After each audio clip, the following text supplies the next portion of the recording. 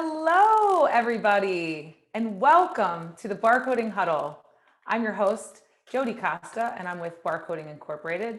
And I'm thrilled to be with you today for a very, very engaging conversation with some of our favorite friends. So at this moment, I'm going to go ahead and ask my panelists to come on screen. Go ahead and put yourself on video for me. Thank you. It's lovely to see all your faces. So welcome again to the Barcoding Huddle. We're really pleased to have all of you here, and thank you to Spectralink for sponsoring this conversation this month. Again, Barcoding Inc. is your host, and we are a supply chain automation and innovation company dedicated to helping organizations be more efficient, accurate, and connected. And I think this is a really good place for us to start because we're talking about connecting the retail industry and especially the people who do all the hard work. So excited to have a great panel of experts here today with me. Greg Henry, of course, who kind of helped me put this together with some of his connections. So I'm thrilled. Thank you for being here. And we're going to start with some brief introductions. And Greg, I'm going to kick it over to you. So you want to kick us off with a little introduction to who you are? And certainly. Yep. Thanks so much, Jody.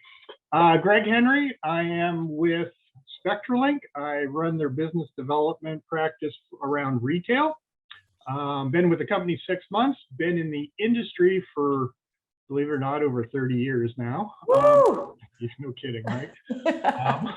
I actually started when a handheld computer was a proprietary operating system, saw the years of DOS, saw the years of Palm, Windows Mobile, and now in Android. And really excited because Android is bringing a whole new level of capability to the mobile computer, the enterprise smartphone. It's called a lot of different things, but I'm really excited to be with you and participating with this great group of folks.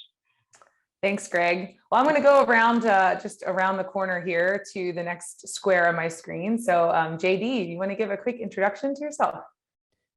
Hi, everybody. Thanks for having me. I'm JD. I'm from Exonify. We build mobile-first training and communication technology to help retail employees all over the world make sure they have the knowledge and skill they need to make great decisions on the job. My team is located in Waterloo, Ontario, Canada, just outside of Toronto. I'm in Orlando, Florida, partially because I spent about 10 years with the Walt Disney Company. And then the rest of my career has been primarily focused in frontline training and operations type support roles. So great to be here. Yeah, awesome to have you. And we do see Mickey shining on in the background. So yeah, awesome, excellent. Renee, how about you? Could you please give an intro?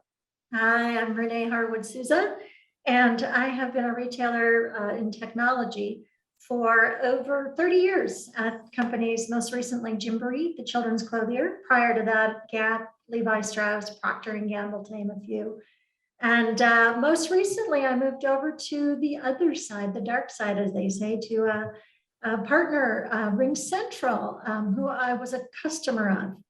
And I fell so in love with the product and what it could do for retail that I decided to become the retail principal here and espouse the greatness of mobility and integration with things like Spectralink with Greg. And just very excited to be here today. Thank you, Renee. Yeah, that's great. We can't wait to tap into all that great background that you have. So thank you for being here. And Brett, how about you? Give us your intro and welcome.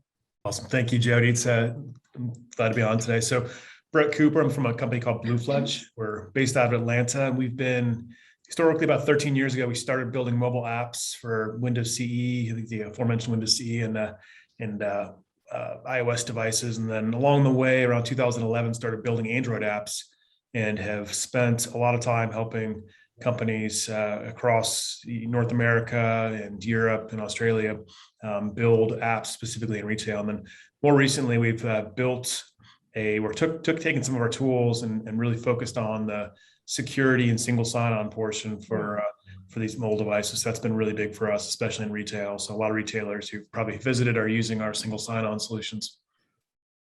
Awesome. Well, thank you for being here with us as well. And as you can see, if you're watching this, we've got a lot of expertise on the line with us today. So if you would like to join the conversation, you have a chat functionality there on the Zoom, and feel free to type in your questions as we go, and we'll get to them either right at the moment or right at the end, and I'll kind of help guide that, but don't be shy. We'd love to hear from you throughout the chat. All right, well, with that, let's just get right to it, right? I mean, we're here to talk about retail, and what an amazing topic to be covering right now with the world the way that it is. I mean, I think that it goes without saying, all of us are consumers ourselves, so we've experienced it firsthand, and that's one of the reasons why I love to talk about retail, because people intimately know that. But we've gone through a lot of change over the last 18 months, right? I mean, there has been kind of monumental disruption, especially in retail, and I think an incredible display of agility on the behalf of the retailers who have responded so quickly, to everything that was coming, and to these changing consumer needs, where all of us were kind of looking and saying, hey, we need to be able to do this a different way. So I definitely think, for the retailers out there who are watching, job well done, because pretty amazing digital transformation that occurred over the last 18 months. But to get this conversation kicked off, because there's a lot to get to, I really just want to dig into these trends. Like, what have we seen? How have consumer needs and wants changed?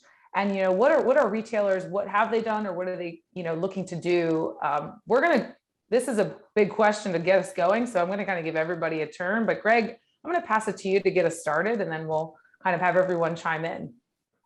Yeah, so really, big question, lots of different answers, right? I'm sure we'll all have kind of a different spin on this. I've been working with retailers for most of my career, and what I'm seeing, which seems to be a little different than 2 years ago, was more focus on the frontline worker. The last couple of years have been omni-channel, bringing all the different ways to allow consumers to purchase and receive products in lots of different areas, right? But the one thing that really got amplified through the pandemic was the role that the frontline workers play in all of those different transactions, whether it's curbside. You think something as easy as curbside pickup.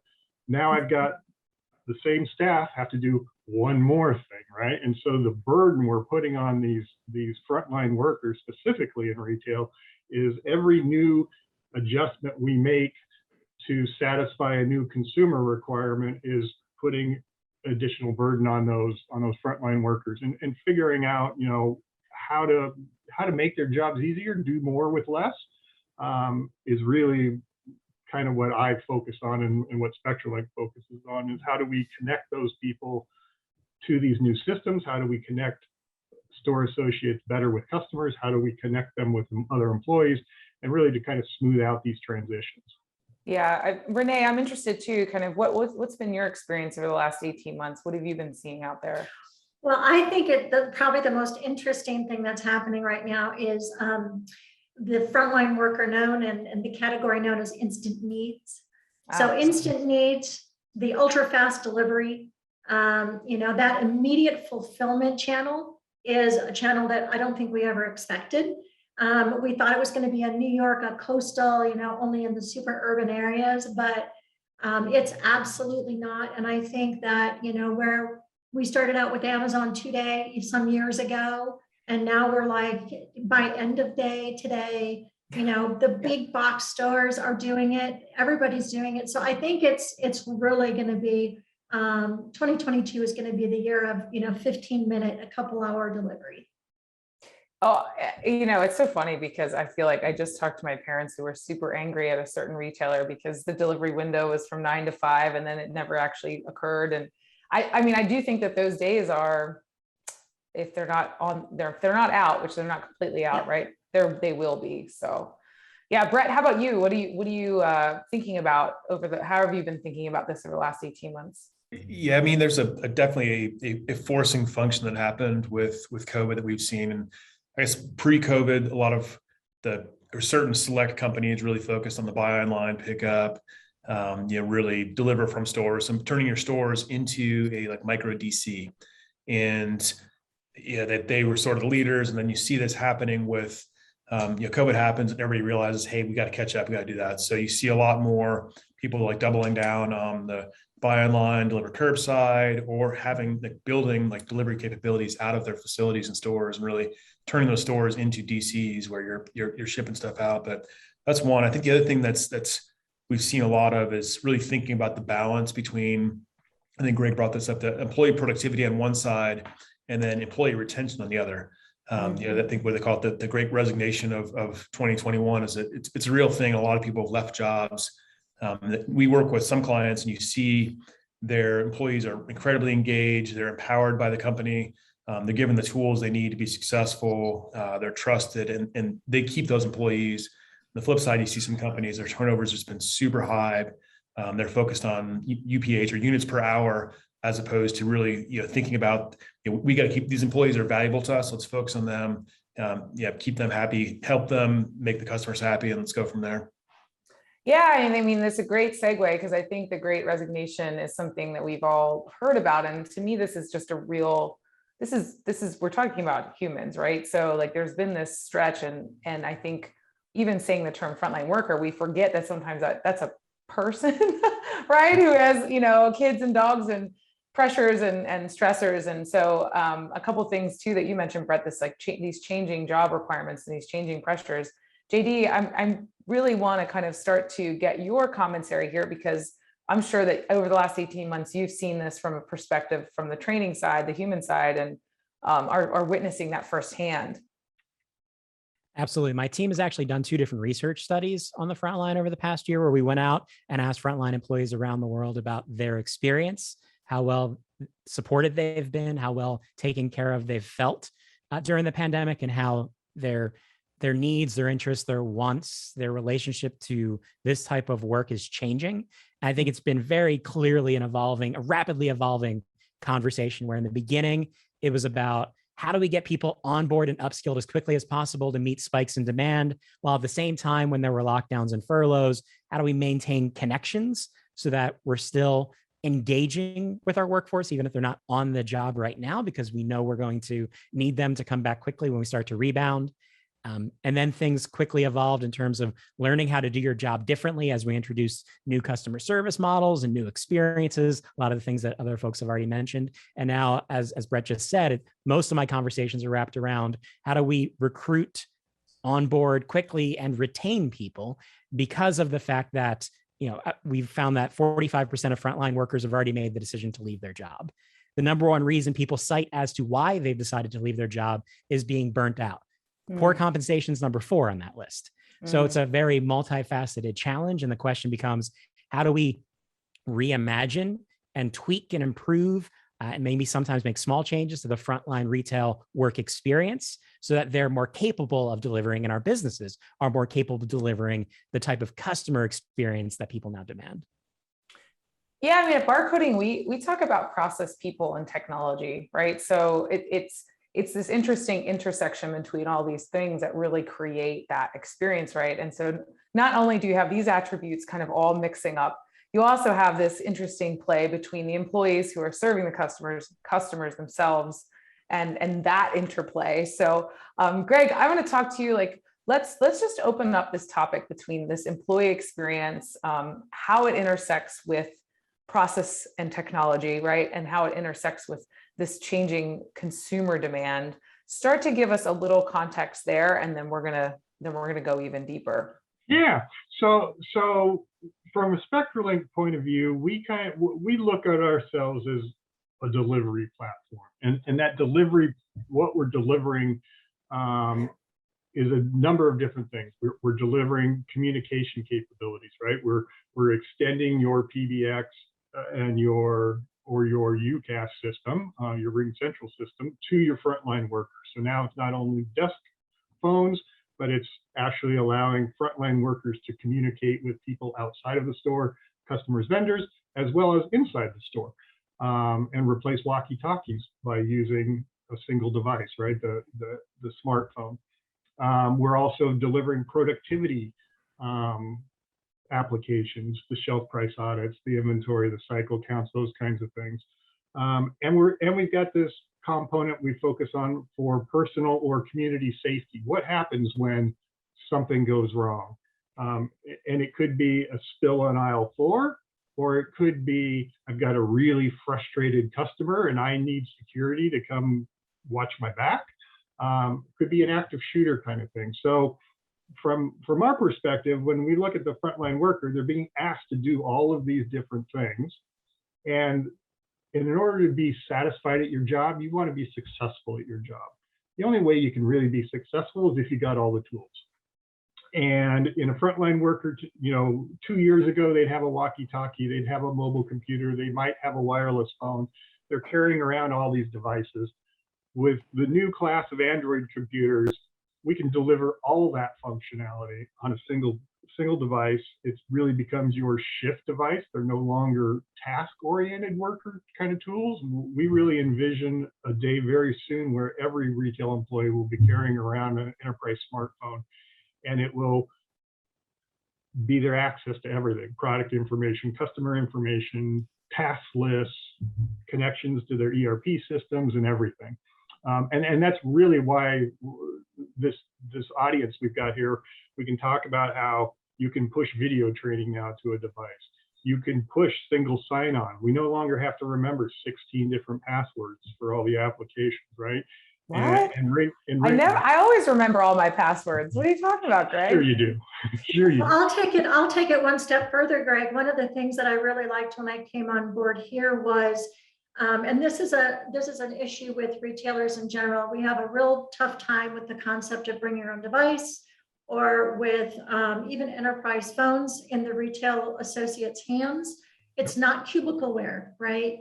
And we're a one-to-many. And so the concept of being able to manage and actually adhere to compliance where stores are concerned is so challenging. And one of the things I learned when I came on board is I actually have a work mode that I'm sure JD knows. I have a work mode on my Android. And if I hit that work mode, all of my applications go off for work, and I'm now no longer available on any of those fronts, message, video, or phone, and email. And it makes such a significant difference for compliance, for HR, for store associates, to be able to have that kind of control. It frees them up to say, I'm going to work from, I've got my shift, and that's it.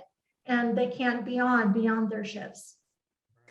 So yeah, interesting. I think there's two things that I want to dive into. There's the layer of individuals who are thinking about the employee, the frontline experience from a management perspective, and then there's the actual person themselves, right? So let's just stay with Renee. Let's stay here before we dive back to the JD's comment about burnout. But from the management layer, let's keep moving on that, Brett. I want to kind of talk through what are the other things that are really driving kind of that management perspective around the employee experience, particularly around that technology layer. I mean, I guess user experience is sort of the right way to think about it, UX. So we've traditionally had, there's been the science around, customer experience, where you look at the websites, you figure out how to get your customer. And it just kind of goes back to the comment earlier around the e-commerce focus. Like, how do you get customers to buy and have it a seamless experience? There's that same sort of, in the last, I would say probably 4 years, 5 years, I've seen a lot of organizations invest in UX. So you see big companies actually have UX teams now, whereas in the early, before 2014, it's super rare to see an organization that would say that. And they're really thinking about, when they think about customers, they're thinking about their employees as customers, and how do you make things faster for them? How do you make it easy? How do you give them that unified communication tool where they're not having to use multiple things at once? And it's really, I like seeing that. I like the fact that companies are putting forth more effort. And I think it does pay for itself, but it's difficult sometimes to justify because they have to wait 6 months or 12 months. There's not an immediate ROI on customer experience, but it definitely is a thing that will pay for itself over time. I know this well. I mean, I'm always asked about ROI. I always say, oh no, it's a good 6 to 12 months out on marketing. Don't worry about it. just like this huddle. But yeah, so no, I agree. I mean, I think that this is, when you're investing in experience, you're investing in design, right? Purposeful design, but you're also investing in the long run, right? And that's why that ROI conversation changes, because these are both quantitative and qualitative benefits that we're talking about. So it's not just a numbers game because the person's involved. And JD, I really was interested in this burnout comment being kind of the number one reason. Can we dig into that a little bit? What did you guys find in terms of the actual worker themselves? What was contributing to all that burnout? Sure. When you look at the primary causes of burnout just overall, because it's not by any means exclusively a frontline story, right? The reimagination of the relationship between people and work is happening everywhere. As a result, we're seeing brain drain in organizations, limited staffing, difficult recruitment, all of those different factors. But when you take into account the typical nature of a frontline employee's experience, things like lack of autonomy, right? I don't get to make a decision as a frontline worker of when I start my day. Do I go to the dentist appointment in the afternoon, work a couple of hours later? Oh, my kids get out of school at 3:30. Like, I don't have control over my day. My expectations need to be clearly communicated to me. I don't get to decide what the priority of the day is. I don't get to control the types of resources I use, what position I'm in, what my schedule may be, all of these different factors that equate to kind of a very regimented and inflexible work experience. You can draw a straight line between those factors of the average frontline employee experience and the primary causes of workplace burnout. So I think it really comes back to the fact that the nature of the job makes frontline workers more kind of open to this challenge. And it's not something that started in the last year and a half, right? This is something that's been happening for years because frontline work and retail work has always been physically and mentally taxing. The last year and a half has accelerated that challenge and at the same time created new challenges around people maybe not returning to the workforce because they're still worried about safety issues, they're taking care of things at home, or maybe they're, again, exploring new opportunities that exist because of the changes happening in the employment marketplace. So for all of those reasons, we've seen a lot of companies pulling similar levers when it comes to trying to attract and retain people, all great ideas. So things like wage increases, hiring bonuses, education benefits have all started to become more and more mainstream. But the question then becomes, how do you insert the right level of flexibility into the job or shift the nature of the work so that the work itself is more attractive and engaging? It's something people want to do and want to grow within. Right, which obviously bigger conversation than what we can tackle today, but I do think that the technology layer does play a role, right? So how can I get to my teammates quicker, maybe with a question? How can I consolidate what I'm doing or have access to what I need, quicker, right? I mean, I think those things all contribute to adding flexibility where we can. Wait, Brett, I think you were about I to was jump. going to ask, I'm interested in JD, maybe you can share your experience around. I think one of the things we've seen is the workforce is getting younger. We all have everybody has a mobile phone in your pocket. You're used to these like micro experiences. And I feel like in the past, in the old days, I want to say old days, like, more than 5 years ago, you'd sit, an employee in front of a VCR, so, let's even go back further and watch this training video. And I feel like people consume things differently and learn things differently. I would be interested in just hearing JD's, like what you guys have seen around consumption and how people actually learn on the job and are getting feedback on that. Sure. So we asked the question about preferences when it came to the ability to access training and communication on the job. And we asked about the variety of methods that might be available in a retail workspace. So everything from digital to in-person experiences, so like manager conversations, classroom sessions, as well as kind of physical placement. So your bulletin board in the break room and your time clock posting and things like that. And everyone, inclusive of all ages and demographics, prefers digital options. So it's not an age thing. It's just the convenience and elimination of friction thing, right? Because the reality is that if I go into my store environment, I clock in and I likely am positioned in a space, right? So if I work in a grocery store, I may work behind the deli counter. And that is where my job experience takes place.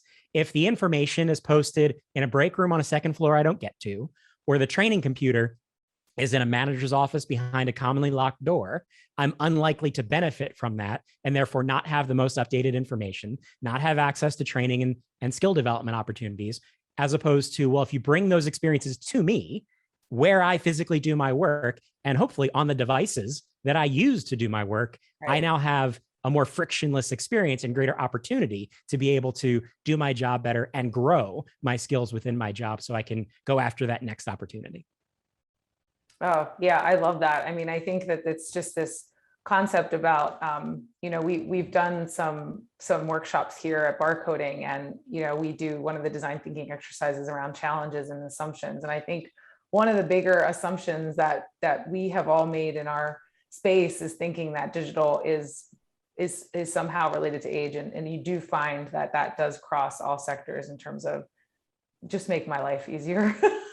That's all I'm asking. Just make my life easier. It's funny, we did a study last year with 5,000 people globally, both store associates and consumers. And exactly what you're saying, JD, over almost 75% of store associates said one tool, one communication on my device, that's what I want. And almost 80% of them said they're not getting it, they're getting binderware. And to your point, sitting on a shelf. And then the flip side of that is the same thing with the customer loyalty and the channels that they want to go to.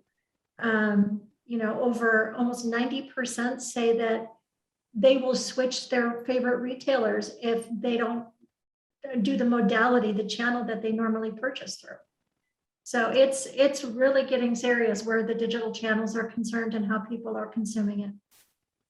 Well, I know we all kind of have some background knowledge into what unified communications is, or unified communications as a service, which I think someone had dropped the acronym. Let's just make sure we can level set for the audience, because I do think that this concept of let's bring everything, let's consolidate my access and my work in a single device. Let's kind of hone in on that. And Greg, maybe you can give us that definition for those who may be not as familiar with some of the industry jargon. Well, I think I would ask Renee to give the official UCAS. Yeah, you can pass definition. it. Pass the I'll baton take if you like. I'll take it. Yes, please. Yeah, so unified communication is actually, I mean, they've been throwing that at me since I've been in the buy seat in IT for a decade, but it really didn't make a lot of sense because it wasn't unified. What has happened is companies like RingCentral became, and I think I'm talking to the right group of people, it took me a while to get my head wrapped around this. I used to have a dozen carriers that I had to work with. I had 13, my last company, I had 1,300 stores. I had more than a dozen carriers, local exchange carriers, et cetera. What RingCentral and a number of UCaaS providers have done is they have built the telephone on the internet, which seems pretty straightforward. That's kind of like what our often what our experiences are now, especially after the last year. It's gotten really easy to tell people what I do. But what they don't seem to understand is that if that's on the internet and it's native to the internet, then everything else that's on the internet can intersect with it. Mm-hmm. So we are a carrier, just like an AT&T or any other, and we partner with all of those, but just like anybody else, we're a carrier. So we're a platform, and I'm gonna let Greg talk about the platform, but because we have that platform, then everything else plugs in. JD makes it better. Brett comes in and makes it better. Everybody can just plug into that platform. So we don't really care if it's message, video, voice, if it's Teams, if it's Zoom, what it is. We're just that platform underneath it all. And Greg, you can talk more to that. Yeah. So beautiful. Thank you. That was perfect. Yeah. And so when you look at any tool set today that's going to support a frontline worker, really, it requires all of us as a community to deliver these solutions today, right? No, Microsoft can't do it by themselves. There's nobody big enough to do it by themselves. So the role that Spectralink plays is that ultimate user interface, regardless of what the application is, whether it's video, you're doing a RingCentral or a Zoom call, you're just connecting to a PBX, making a voice call, or you're connected to an SAP system or Salesforce or the warehouse management system to check inventory. All of that data needs to be delivered to users through some interface. And the mobile computer, the smartphone, has really become the de facto standard, right? At this point in time, there is no better device that gives us all of the richness of a visual user interface and an audio user interface. And so we can talk to these things now. We're all, the consumer world has really helped drive the technology players like us, only from an adoption standpoint. It's funny, when I started, we were the guys who did wireless. we were all this stuff, all this smartphone stuff, we were doing this 30 years ago. And now it's become a consumer device, and now the consumer applications are actually influencing the adoption of the business user, right? And so as a frontline worker, I expect my life runs around my iPhone or my Samsung phone, right? I get my entertainment, my communication, everything from it. Well, that's what the Spectralink device really becomes, that your personal digital assistant, to steal another term from many, many years ago, is the personal digital assistant to enable this frontline worker to access all of these different inputs and data feeds. And that's, so we're really focused there, and then just making it ubiquitous. So that's why the folks are on here, because they represent such diverged things. They're topics that usually get talked about by themselves, but the message we're really trying to drive to the retail community is now is the opportunity, whether you're replacing your PBX, or you're upgrading your wireless handset, or you're upgrading your mobile computer. Now is the time to look at your environment really holistically, because things you couldn't do 10 years ago, you can do now. I mean, 10 years ago, we couldn't put a voice call on a Windows mobile phone. It just didn't have the horsepower. The technology wasn't there, right? Today's devices have so much power that we can do so much more with them. And that's why it's really the time that is now to take advantage of this single device, and drop all these different software opportunities on top of it. Well, and let me give you a walkthrough, just a use case that makes a little bit more sense for retail. So I have people at the cash wrap, they're store associates, and they take a call, and somebody wants to know if they physically have something on the floor. And what they'll do is they'll take that call. Probably very often it's going to be a hardwired set, because in retail we have to have hardened retail, because we spill on things and things go missing all the time. So you take that hardened call, you flip it to a cell phone, and it's not a transfer, it's you continue talking and you move it over to the cell phone because you have an application on your cell phone. And then you walk out into the store floor and you check for that product. And from that cell phone, you can be texting while you're talking, messaging with a group of people, on a Spectralink device with all of the softwares of the people that you're looking at, with all that mobility. And then you can say, I'll flip it into a video call. I mean, it's moving from one type of message video phone without any stopping. You're in a meeting at the office and you need to go pick up the kids. You, from this particular screen, you flip it to your cell phone and you walk out the door and you continue on, and nobody's the wiser. And that's the kind of thing that we're seeing become more consumer-based, which has been business-based, right? To Greg's point, it's all been B2B. That's why Ring Central is one of the most successful companies you've never heard of. And just to highlight that example, because I used something similar before, several years ago, that phone call would have been picked up by a store manager. Probably the customer would have been put on hold as I ran to the store floor, or I picked up my walkie-talkie and shouted out to whoever was listening to see if I could get an answer. And so it's those hurdles that we are, by eliminating each one of those hurdles or friction points, that's where we improve the customer experience, because they're not being delayed and put on hold and forgotten about. And at the same time, we're improving the frontline workers experience too, right? They're able to deliver a much better level of service personally than they could in the older days. So everybody wins in that environment. Yeah, I mean, I can, as someone who's always concerned about brand, I mean, I just think that this is the time, to your point, Greg, about this is the time, look for those places of friction where you're preventing a sale from happening, right?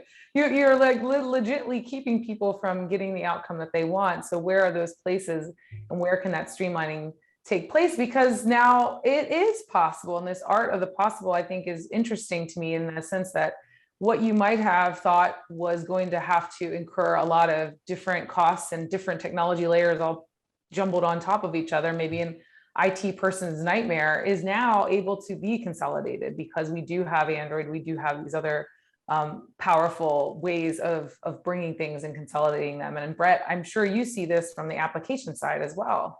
Yeah, I think along the lines of what Renee was saying, one of the things that stood out and along the lines of empowering your employees. I remember you order your grocery cart, let's call it. They don't have certain items in stock. What used to happen was they would mark it as not in stock. It would go to the call center, or they'd send you an email and ask you if you want to replace it. Now, with the employee on the floor having one of these unified devices, they literally can see the customer. They click a customer number, call you, and will say, "Hey, we don't have the Haas avocados. Would it be okay if I swapped it with the organic ones?" And as a customer, you're like, "Yeah, that's awesome." Because the worst thing is you show up at the store for a taco night and you walk out of there, it's like, "Oh, I didn't get any avocados. They didn't charge me for it, but like if I knew that, I would have just gone somewhere else." So it's really empowering your employees to have that great customer experience. Yeah, I always, I think HubSpot did a good job, and they said, well, don't present this like really flashy, amazing customer experience on the buying side and then not back it up on the execution. Yeah. Well, and look at curbside, right? Which of us, which of us haven't pulled up and sat there and went, now what? Right. Or, there's a sign in front of you that says text, or call. Or 9 times out of 10, it's get up and walk inside and go to customer service. They need to have handheld devices that actually are telephony devices at that point of purchase, point of pickup. And so, 2022 is we're going to get really snarky as customers. And we're going to say, when you come to my car, we're going to say, "Where's my cheesecake?" And not expect you to run back in. You're going to call back in there and have somebody else bring the cheesecake out. Right? Or this was supposed to be blue, and the person at the car is going to have to call inside. So returns, exchanges, all that stuff is going to be happening outside. Right. So we need people to really think through those processes, right? Because what we don't want to happen is having those 2022 snarky customers, aka you and me, right? Putting more demands on the frontline worker that JD talked about, right? So, I think, JD, from your perspective, as we look ahead into 2022, what are ways that certainly that we can support the worker through all this change while management is maybe making sure that those processes are streamlined? I think that an overriding theme in our conversation has been removing clear points of friction, right? So finally kind of making the obvious comparison between our working realities. Because if you're here with us or you're watching the video, you made a decision on your probably work computer to take time to do this. Meanwhile, if you support a frontline team, are they getting their update at a pre-shift huddle on Monday? And if they weren't scheduled for that huddle, they don't know what's happening and they're playing catch up. Or one of the things our research also revealed is that there's a considerable difference in the employee experience between a full-time and a part-time retail worker. But the customer doesn't know or care if they're talking to a full-time or a part-time retail worker, right? So really taking a hard look at those points of friction that impact performance and saying, well, how do we more effectively leverage the devices that we've likely put in hands over the past year? Because a year and a half ago, having a conversation about mobile training or kind of mobile friendly communication in a grocery environment was completely different than it is right now, because everyone handed devices to their fulfillment teams because they're now out shopping and text messaging customers. So the question becomes, how do we leverage that technology that's changed our operation in order to also transform the employee experience itself? And then also, I think, just become more familiar with our options. One of the things I find is that when it comes to whether it's an operations stakeholder or someone in HR or training, is that everyone generally knows that front loading a retail associate with 3 days of nonstop digital training on a computer in a back room is not a good idea. No one likes it, and no one learns anything because humans can't retain information that way. But I think it's historically the thing we've done because compliance needs us to do this and ops needs us to do this. And oh, by the way, you only have 2 days because I need them on the floor because that's why we hired this person. And in the last year and a half, it's gotten even more challenging because some of that is faded away because I need someone unloading a truck right now. Right. So how do we take a step back and really reassess our options and understand that we can, given what technology can do today, what we can do with data, things like personalization, adaptive learning, micro learning, we can actually accelerate onboarding. So no more 8 hours in a back room by themselves on a computer. We can get people on the job on day one, and then also make sure that they remember what they were trained on and keep upskilling people as they go, because we can use technology and data to target training to you and do it in 3 minutes in a day, give you just what you need to make sure you're continuing to develop and make sure you don't forget anything we've trained you to do in the past. So I think it's really stepping back and reassessing what technology is enabling us to do today that maybe we just haven't explored before because our legacy has been binders and days worth of e-learning and things like that. Yeah, I mean, we're big mindset people here at Barcoding, so we're big into the growth mindset, and I think it's really fascinating because while our company is really focused on managing that mobile platform for our customers and making sure that the right support model is in place, you know, you have to think about your employees in the same way, right? So if I'm continuously improving my processes or my IT management, I also need to continuously have a pathway for improving my employees, and both demands, right? Technology is getting faster and faster. Well, so is the change that's being asked of our actual employees. So I think that's just a really great point to hammer home, that, you know, really think about that continuous improvement journey, not just for your technology platforms and your, you know, IT dreams, but also for your employees. So yeah, thanks JD for that. I think that's a really good way of thinking about it. So we have already covered so much ground, and I really want to kind of continue to talk about this employee experience and how it's changing and how, you know, we can go into the future. And I know that there's an aspect of the employee experience that has been a little troubling here in the States, but also in other countries, and that's really around safety. And I think, you know, with all the demands that we just talked about, the last thing that you really need in your life is something tragic to happen and something bad to come down. And I think safety also is in this day and age about, you know, your team's mindsets and your psychological safety as well. So I want to talk about physical safety, but and start there, Greg, but I also want to kind of open that up to the rest of the team. So, you know, how do we make sure that we can think about our actual physical safety in the midst of all this as well? So this is an interesting topic for me because I never really gave it much thought till I joined Spectralink. And I've been with the who's who of partners and manufacturers in this space, Barcoding being one of them. You know, coming out of what I refer to as the mobile computing space, we always were focused on barcode applications and productivity.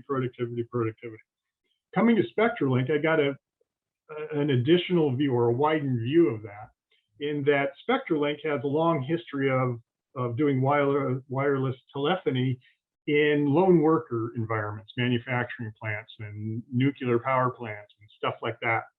And so they had invested in technology within the device to report man down kind of situations and have extended that now. And as we look at the news, you know, it's sad, but the reality is there's bad things happening to retail associates all over the place, right?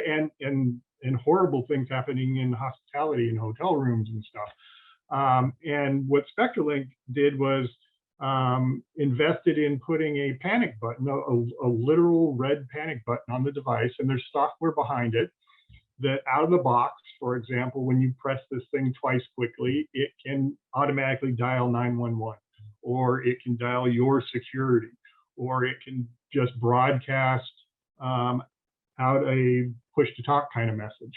And there's different modes. There's a long push, quick push, and so forth. And there's APIs for this, so you can do lots of different things with it. But when we look at the retail environment in particular, normally I historically thought, these are big stores, there's lots of people in them, it'll be okay. But the reality is lots of the smaller format stores, like mall stores, will only have one employee for part of the shift. So you really have lone worker environments going on in the retail space. And, if there's a flood or a fire or just something happens, being able to quickly get that, press that button and have action taken is really important to the physical store, to the employee, to the customers, to your corporate attorneys, right? When bad things happen, it just cascades. And so being able to alert the appropriate folks early is really becoming important. And just with the news cycle now, folks are really starting to talk about it in the context of not only personal employee safety, but my customer's safety. If I've got something, an active shooter kind of thing, and we've all seen the stories where they always show up at big stores. You need to be able to alert the authorities as quickly as possible. Yeah, our stores were directed in most cases, to your point, mall stores were directed to run to the front door and lock it and lock the customers in and lock yourself in for safety. And there was a huge gap in that there was no phone in their hand when they were running to the front door. Right. And it was really distressing. And so when we went to the mobility, and now they're carrying their phones with them, they would be able to talk, lock, and get into safety where they couldn't do that before. So it's a very different experience now. Yeah.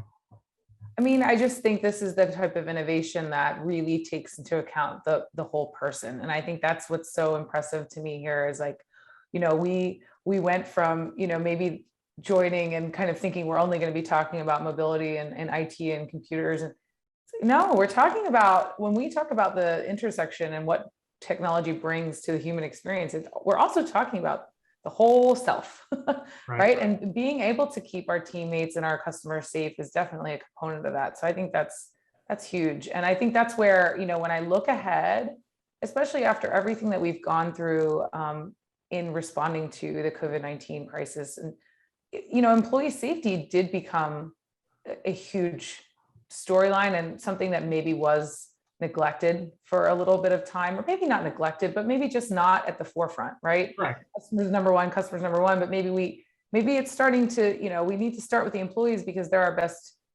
avenue for delivering the customers number one, right? I mean, I think that's where I look ahead, but I want to kind of get your guys' perspective as you look ahead 2022, what kind of, and beyond, let's say a couple years beyond, what kind of predictions, what kind of things, trends do you think we're going to see, maybe picking up on what we've talked about? And Brett, I think I'll start with you if you don't mind. Yeah, I mean, we're as a company, we've been focused on security and the experience of the users. Single sign-on just saves a ton of time during somebody's day. But when I take a step back, one of the things I've seen is in retail, operations teams taking data. So for us, operations team can know what employees are logging in, what apps they're using, and surface that up and know, do they need to go invest in training in these 3 apps people aren't using because they just don't know about them or their situations. So I think it's all this power, Greg mentioned how powerful these devices are. How do we take that data and actually put it in front of the operations team, empower them to make better decisions quickly and improve the experience? I know some of the retailers we worked with during the pandemic, they turned on a dime. We helped them crank out apps in 2.5 weeks, record time, to really deal with some of these new types of things. But that agility is really driven by the business and the operations teams knowing what's going on. And I think it's IT and technology's job to try to surface that data up to them.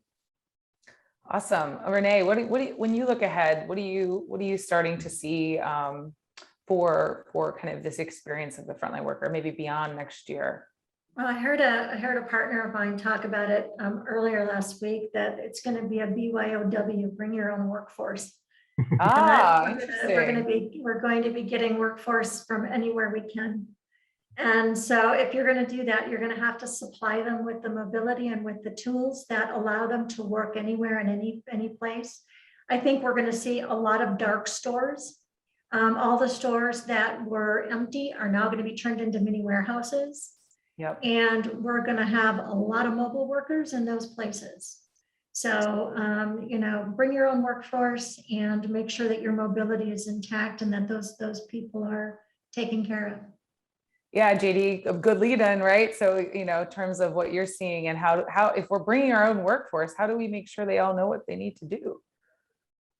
Yeah, the reality is that we need to take a hard look at this opportunity to close the gap that exists between the corporate work experience, right? The hybrid worker, the remote worker, the office worker, and the frontline experience. And we risk, if we don't take that hard look and don't leverage fit technology in the right ways, we risk that gap widening even more than it's already existed.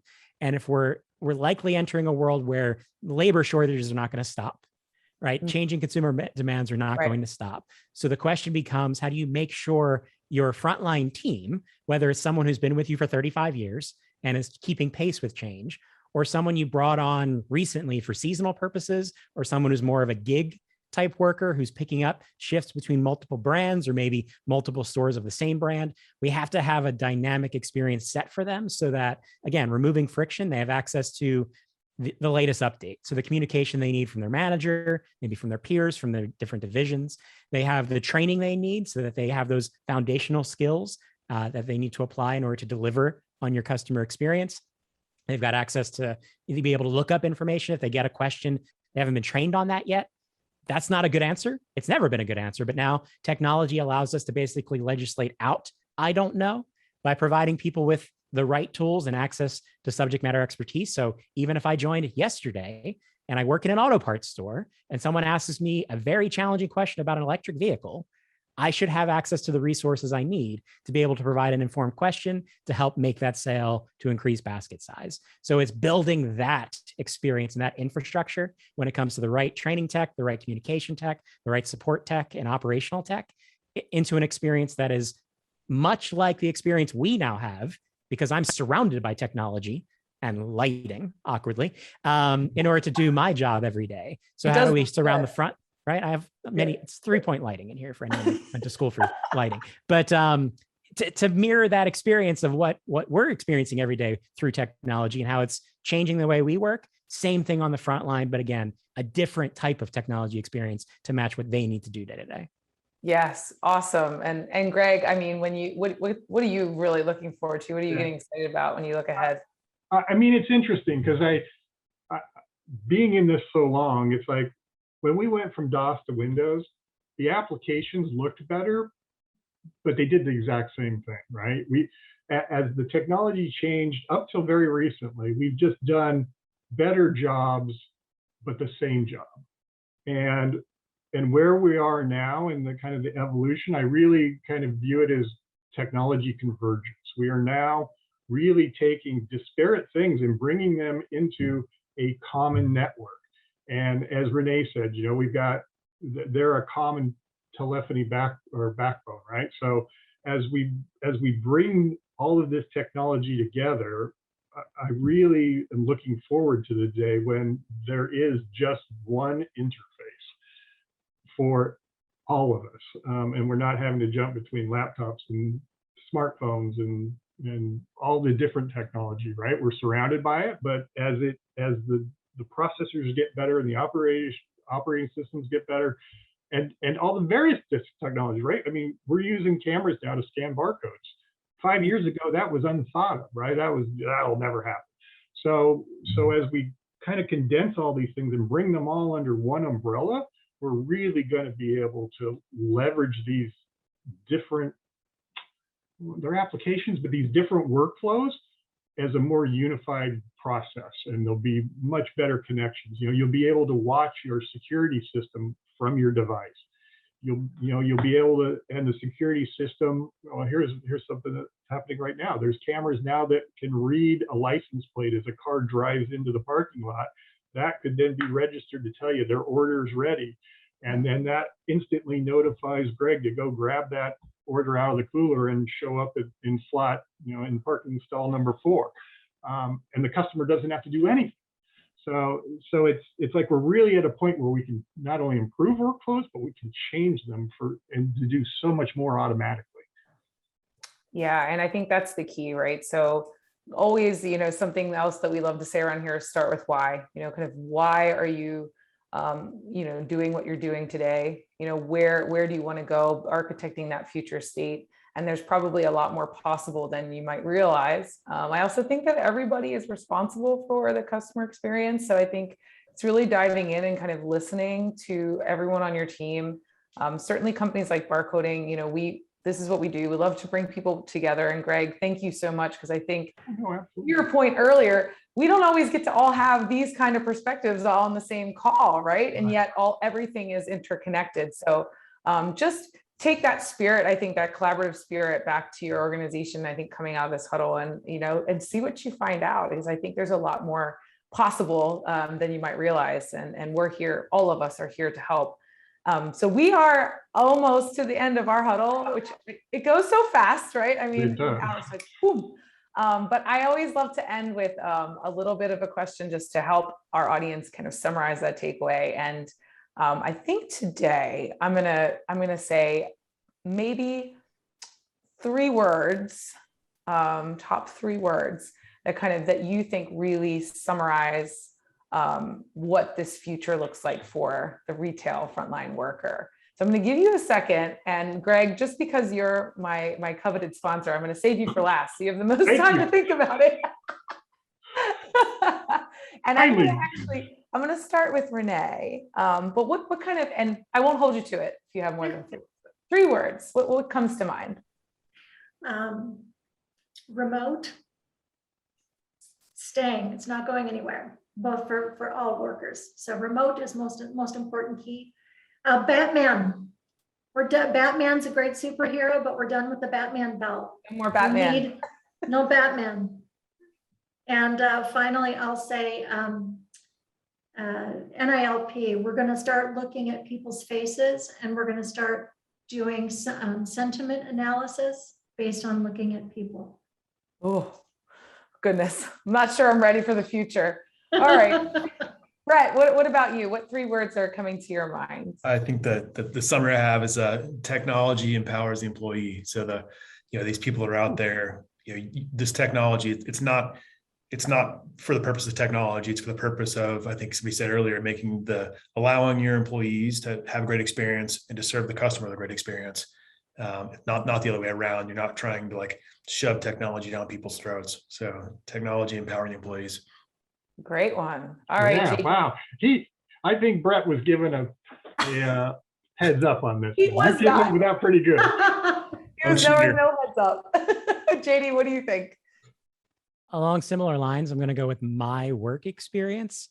So the idea that the experience we're providing and the enablement we're providing is where people are. It's personalized to their needs. It's focused on what challenges am I facing right now? And that experience grows with me so that I get better and better and go after the next opportunity or face the next challenge. I get what I need, when I need it, where I need it. Love it. All right, Greg, did I give you enough time? 3 no, words. But I'm going to use 4 words. I'm going to say, listen to your employees. I think retail is at a big shift right now where, for lots of reasons, the employees are making their voices heard. And if retailers listen and implement the things that they need to do their job better, everybody will win. And the brand will win, the customer will win, the employee will win. Fantastic. Well, you guys have been an exceptional panel. Thank you so much for joining the Barcoding Huddle this month. Again, my name's Jody. I'm with Barcoding Inc. and really appreciate everyone's time today. You can certainly subscribe to our YouTube channel to see more content just like this. And we'd love to have you, on our blog as well. But looking forward to, actually continuing the conversation with each and every one of you after this call. We're here, feel free to reach out if you have questions. All the information's been dropped in the chat, as well as if you're watching this online, just visit barcoding.com and we're happy to field those questions and get you in touch with the right people that you see on the call today. So once again, thank you. I guess my 3 words are, that's all, folks. So we are out of here. I appreciate your time. Thank you all once again. And one big last shout out for Spectralink. Thank you very much. Wow. And thanks to the co-host. Great job, guys. Have a great day. Hi, did you enjoy the huddle? I sure hope so. We were really excited to have you as part of our conversation and would love to continue it. If you have a question or a challenge that you're facing and barcoding can help you out, please reach out. You can contact us on barcoding.com anytime or any of our social media channels. Again, we are here to help and would love to chat with you. Final ideas. Did you like the huddle so much you wanted to join? Do you want to come on air with me? Do you know someone who would be a great fit or a topic that you'd like to see covered? If so, reach out to me via email or LinkedIn, and I am happy to check in with you and talk through what we might be able to accomplish together. I would love to hear your ideas. We're always looking for new topics. So if you have an idea for Huddle or you'd like to be on a Huddle, contact me and we will make it happen. Thanks again for joining us. We'll see you next time. Bye.